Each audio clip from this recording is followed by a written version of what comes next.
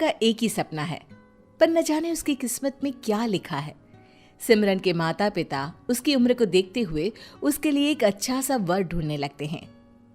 सिमरन के बापू, अब बस मारी छोरी की शादी हो जाए, मैं देवी माँ के दर्शन करने जाऊं। अरे भगवान, तू क्यों टेंशन ले है?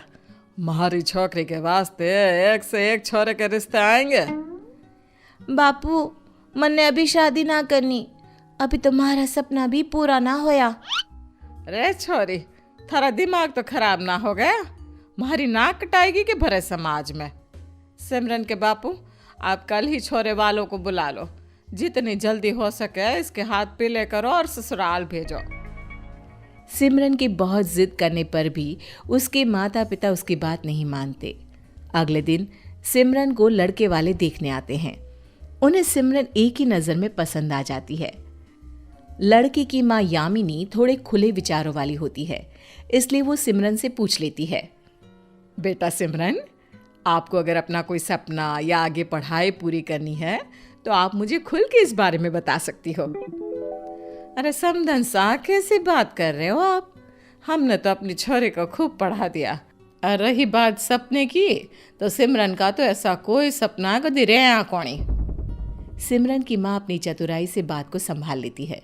सिमरन बहुत उदास हो जाती है, क्योंकि उसकी माँ उसका बचपन का सपना एक ही पल में कुचल देती है। कुछ दिन बीत जाते हैं और सिमरन की शादी का दिन आ जाता है।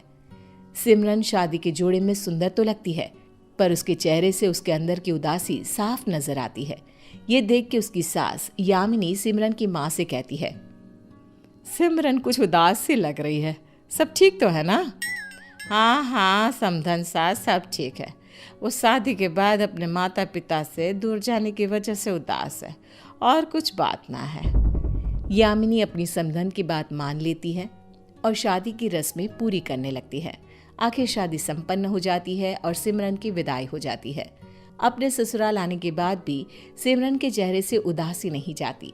ये सब देख के उसका पति विकास उससे पूछता है, क्या हुआ सिमरन, सब ठीक तो है?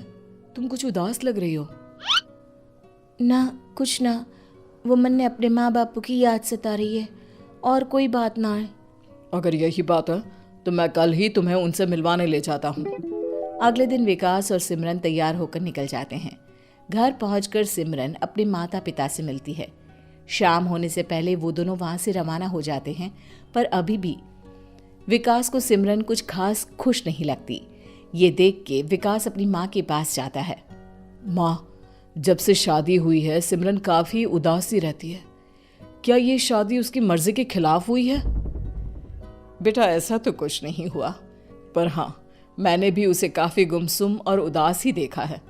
माँ, कहीं ऐसा तो नहीं कि सिमरन के माता पिता ने हमसे कोई बात छुपाई हो जिसके चलते सिमरन उदास हो? मुझे लगता है कोई तो बात जरूर है। खैर, तुम टेंशन मत लो, मैं सिमरन से बात करती हूँ। ये कहकर यामिनी सीधा सिमरन के पास जाती है।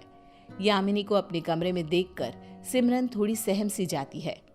सासू माँ, आप यहाँ कोई काम था तो मुझे बुला लेते। नहीं नहीं सिमरन, ऐसा कोई काम नहीं है।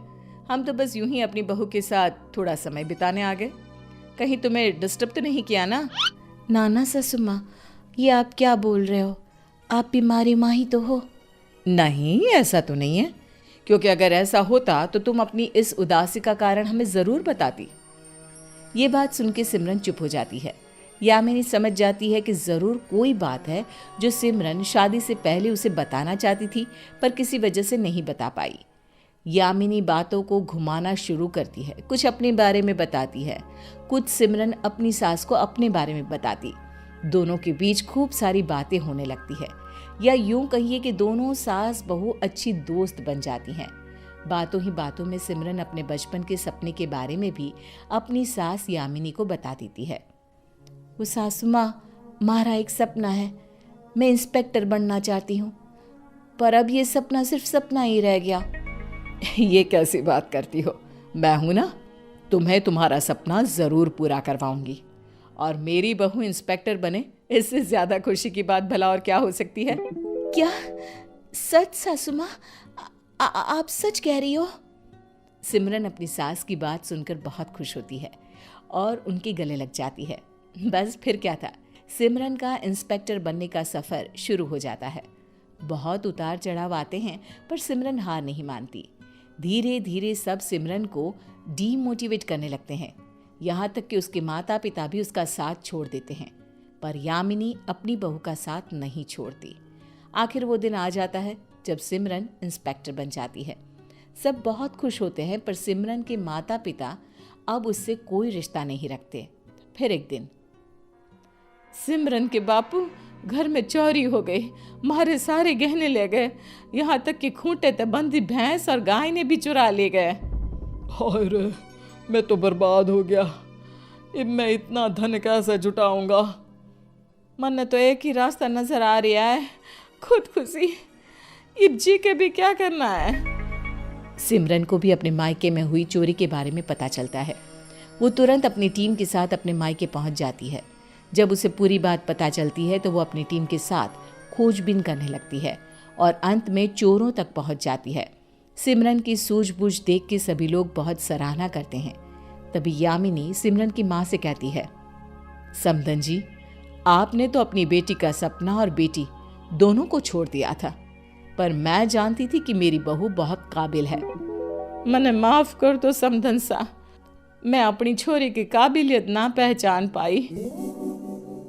माफ़ी ही मांगनी है तो सिमरन से मांगिए, जिसने ये जानते हुए भी कि उसके माँ बाप गलत कर रहे हैं फिर भी उनकी इज्जत पर कोई आंच नहीं आने दी। यामिनी की बात सुनकर सिमरन के माता पिता बहुत शर्मिंदा होते हैं और दोनों अपनी बेटी सिमरन से कहते हैं, मारे से बहुत बड़ी गलती हुई है छोरी, जो थारी काबिलियत ना पहचान सके। हाँ हमारी बच्ची, हमने माफ कर दे। माँ बापू, आप मारा बुरा कौन ही चाह सकते।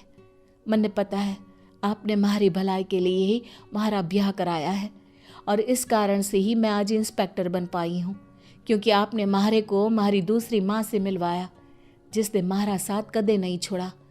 मैं तो बस सबसे यही कहना चाहती ही कि बेटी ने पढ़ाओ न बेटी ने बचाओ। सब सिमरन की ये बात सुनकर बहुत खुश होते हैं और सिमरन के माता पिता भी अपनी बेटी के इंस्पेक्टर बनने की खुशी में दावत रखते हैं और उसकी जीत की खुशी धूमधाम से मनाते हैं।